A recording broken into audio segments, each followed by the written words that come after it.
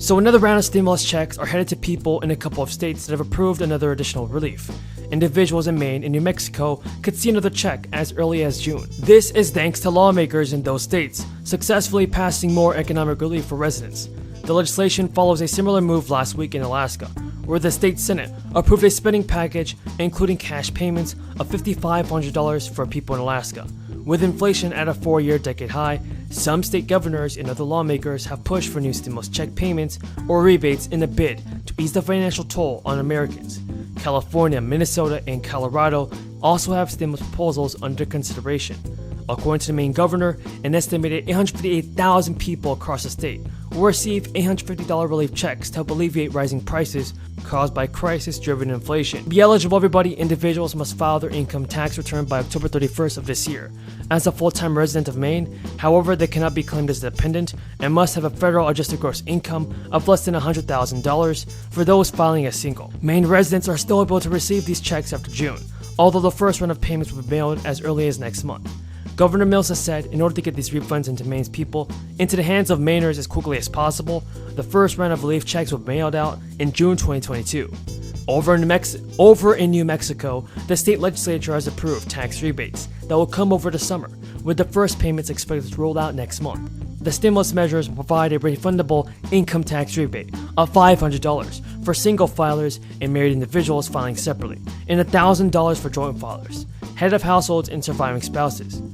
Single filers will receive equal payments of $250 in June and August. And also, a refundable income tax rebate of $500 will be issued in New Mexico to married couples filing joint returns.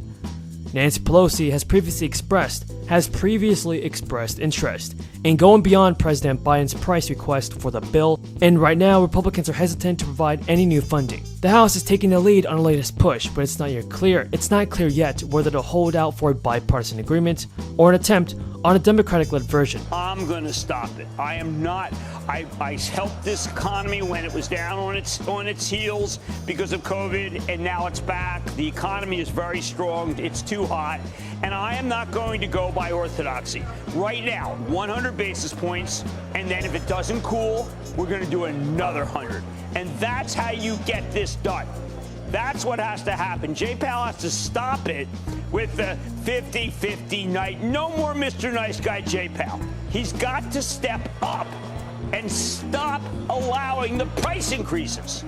You know, it's this guy like Bullard, Jim, who never pulls his punches, who sometimes speaks what some would call out of turn. He speaks for himself. He doesn't speak for the committee. Nope. He spoke a little while ago, and he said 50 basis points, a good plan for now. No stagflation, no recession in 22. Doesn't see it in 23 either. The economy's strong. Growth is faster in the second half. And he said their guidance is doing its job. What do you make of that? You know, look, I like Bullard. I want the other Bullard, the Bullard from like a few months ago, where he basically said, listen, we have to do what's necessary. Because as much as I like that guy, and we've had our disagreements, the numbers that we saw this week out of the retailers, that they were like the greatest wake-up call that anybody could have. I mean, the retailers, the amount of pain they took. I mean, these are really good companies.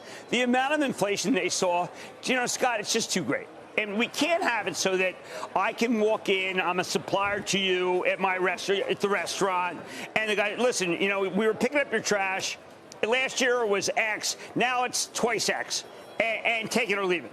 Everyone is doing twice X. We have to stop it. I think that the people who work at the Fed have not been to the supermarket.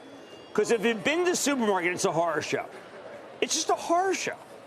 I mean, it's just, I mean, look, I'm lucky enough. You're looking, we've done well in life. But the average person in the supermarket is saying, well, I cannot afford that anymore.